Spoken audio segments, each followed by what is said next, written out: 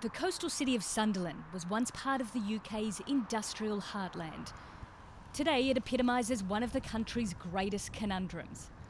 Is the UK better off inside the European Union or out? Sunderland is economically tied to the EU through its car manufacturing industry. But in the 2016 referendum, more than 60% of people here voted for Brexit. You've been living in Sunderland for a long time. Were you surprised by them voting for Brexit? Yes, I was flabbergasted. It's not in their economic interests, it's not in their political interests, it's going to be a disaster. Towns like Sunderland with a large working class population felt a little bit distant from middle class kind of decisions. Cities up in the north felt a little bit distant from the south. All of those things came together. This region was once renowned for fueling the country's industrial revolution. Through shipbuilding and mining, it's the traditional heartland of the Labour Party. Today, car parts crisscross the English Channel half a dozen times before they're assembled in Sunderland. This is Nissan's largest manufacturing plant in Europe. It employs up to 7,000 people directly and at least another 20,000 people indirectly. It's the economic pride of the city.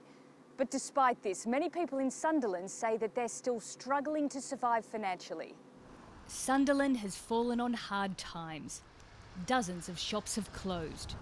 And more people are relying on charities for a warm meal and emergency bags of food. Mims?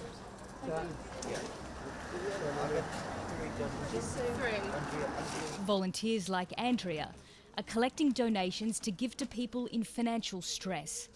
She wants to remove the feeling of humiliation to ask for help. There's a little bit more dignity.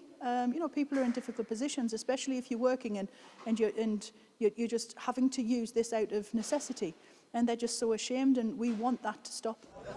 Outside the city's football stadium, it's time for supporters to have a pre-match cold beer on a cold night. What would you like to see the major parties do for Sunderland? For Sunderland, stop ignoring them. I just feel there's such a London bubble in this country. Heavy industry's been shattered in this area. We need more jobs, we need better infrastructure. They've lost jobs, they've lost their houses, lost the pride, and I think it'll exist for years to come, to be quite honest, regardless who's leading the country. And it's a sad thing to say, but our government just haven't got a clue, and I'll say that from the heart. They just haven't. Sunderland people are proud of the city's industrial heritage. But these days, that isn't enough to protect it from challenging economic times.